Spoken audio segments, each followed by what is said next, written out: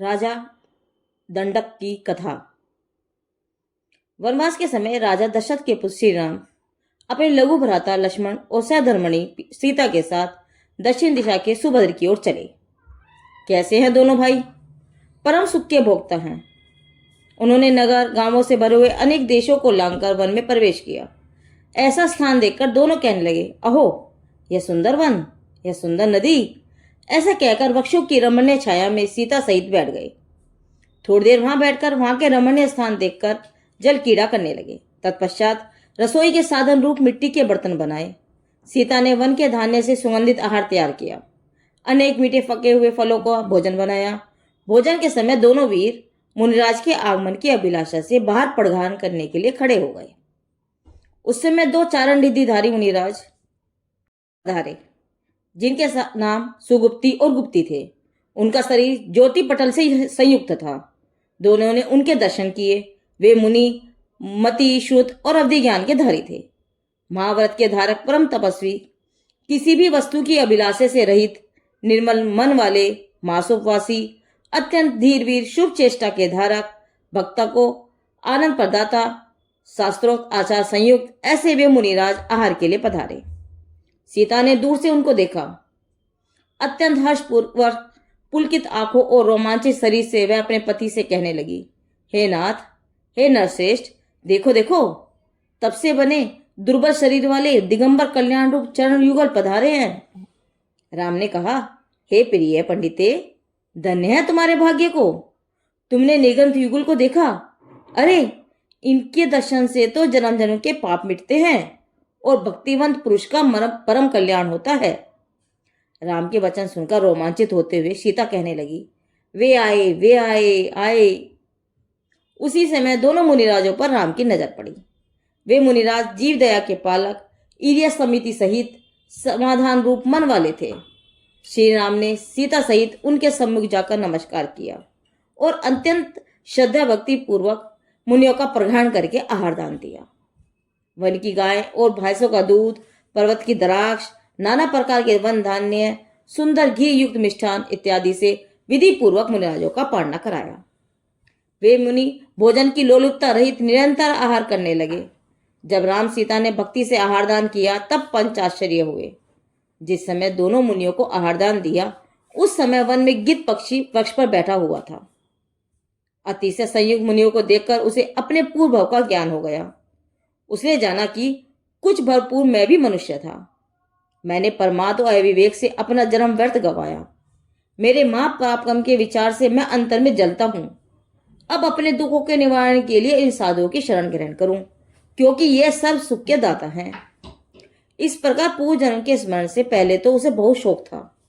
फिर मुनिराजों के दर्शन से तत्काल अत्यंत हर्षित होकर अपने दोनों पंख फैलाकर अश्रुपूर्ण नेत्रों से अत्यंत विनयपूर्वक वृक्ष के नीचे आ गिरा। वृक्ष बहुत बड़ा होने से उसके गिरने की आवाज से सीता का चित्त व्याकुल हो उठा। देखो, गिद्ध पक्षी मुनियों के चरणों में कहां से आके गिर पड़ा। उसने कठोर आवाज करके बहुत रोका, परंतु वह पक्षी मुनियों के चरण के प्रक्षालन में आकर गिर पड़ा। चरणोदक के प्रभाव से क्षण भर में ही उसका शरीर रत्नों की राशि के समान नाना प्रकार के तेज से मंडित हो गया। पैर तो सुवर्ण के समान धरने लगे। दोनों पंख वैदुर्य मणि के समान हो गए। वह पक्षी अत्यंत हर्षित हुआ और मधुर स्वर से नृत्य करने के लिए तैयार हो गया, जिसकी आवाज देवों की दुदंबी के समान है। वह नेत्रों से आनंद अश्रु बहाता हुआ शोषोभित होने लगा। जैसे मेघ के आगमन से मोर नृत्य करते हैं, उसी प्रकार वह मुनियों के आगे नृत्य करने लगा। महामुनि विधि पूर्वक पालना करके वैदुर्य मणि के समान शिला पर विराजमान हो गए। पद्मराग मणि के समान है जिनके नेत्र, ऐसा वह पक्षी पंखों को संकुचित कर मुनियों के चरणों के समीप आकर बैठ गया। श्री राम खिले हुए कमल के समान नेत्रों से पक्षी को प्रकाश रूप देखकर स्वयं भी अत्यंत विस्मित हुए।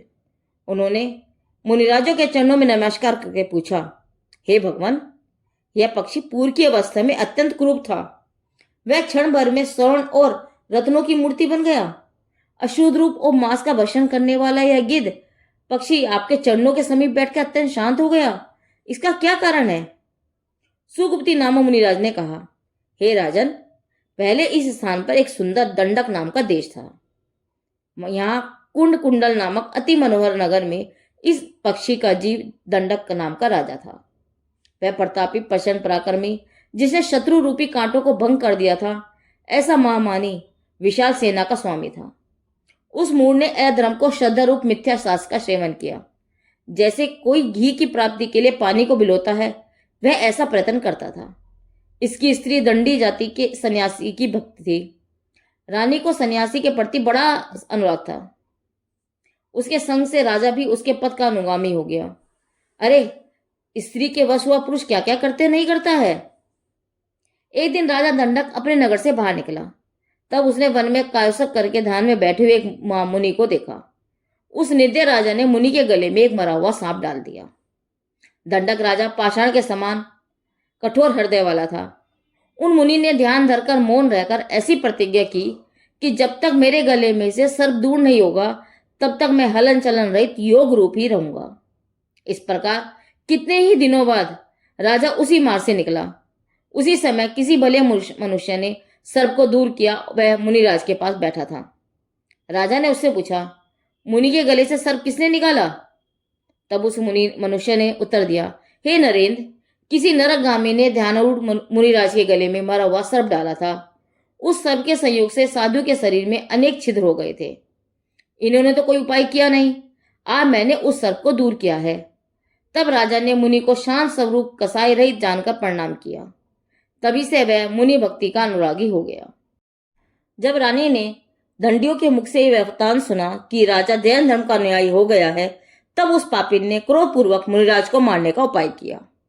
जो दुष्ट जीव होता है, वह अपने जीवन का प्रयत्न अन्य का अहित करने में लगा देता है।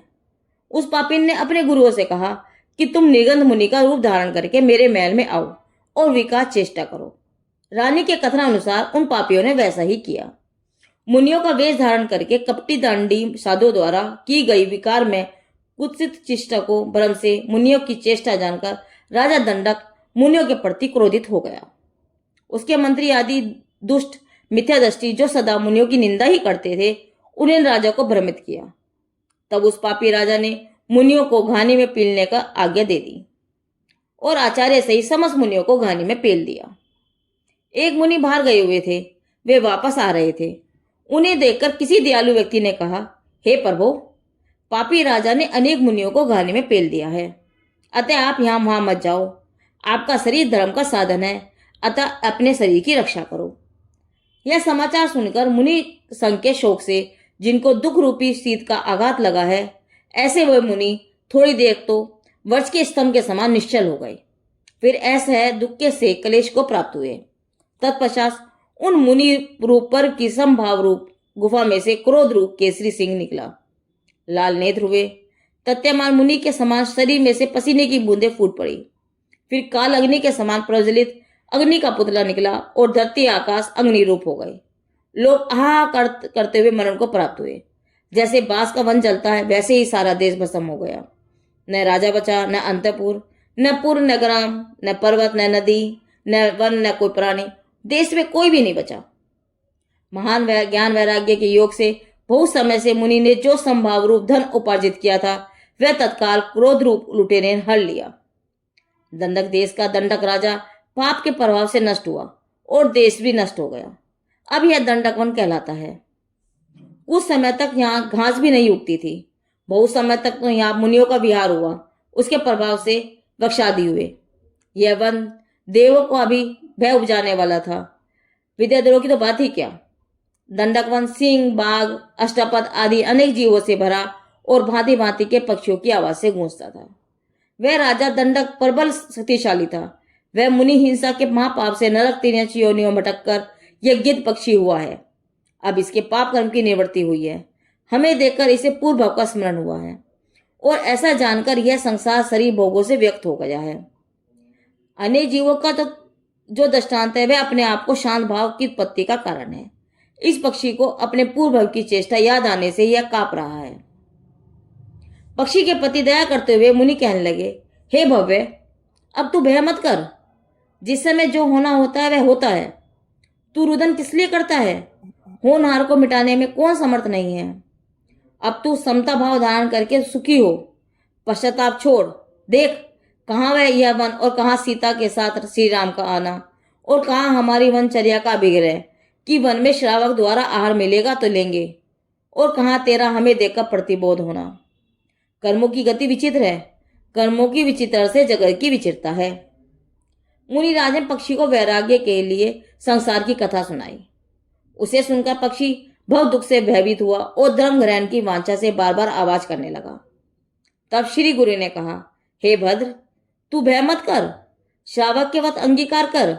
जिसने पुण्य दुख की परंपरा प्राप्त न हो, अब तू शांत भाव धारण कर।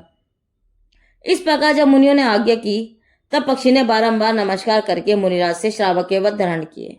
सीता ने जब जाना कि यह उत्तम श्रावक हो गया है, इस कारण उसने आनंदित होकर अपने हाथ से उस पक्षी के प्रति बहुत प्रेम व्यक्त किया। उसको विश्वास उत्पन्न करने वाला दोनों मुनियों ने कहा, यह पक्षी अब शांत चित्त वाला तपस्वी बन गया है, अब यह कहाँ जाएगा। गहन वन में अनेक क्रूर जीव हैं, अतः तुम इस समदृष्टि पक्षी की सदा रक्षा करना। गुरु के यह वचन सुनकर उन्हें पालने की इच्छा रखने वाली सीता ने उस पक्षी के प्रति अनुग्रह करके उसे रखा। राम लक्ष्मण भी उसे जिन धर्मी मानकर अत्यंत अनुराग करने लगे। उसकी जटा हेम और रत्नों की शोभा से सुशोभित थी, इस कारण उसका नाम जटायु रखा गया। जब राम, सीता, लक्ष्मण जिनेन्द्र भक्ति करते, तब जटायु हर्षित होकर नृत्य करता था। इस प्रकार दंडक राजा मुनियों की हिंसा के महापाप से, नरक आदि के महादुख भोगकर, मुनियों के समागम से गिद्ध पक्षी की अवस्था में धर्म प्राप्त करके राम सीता के संग आत्म साधना में आगे बढ़ा।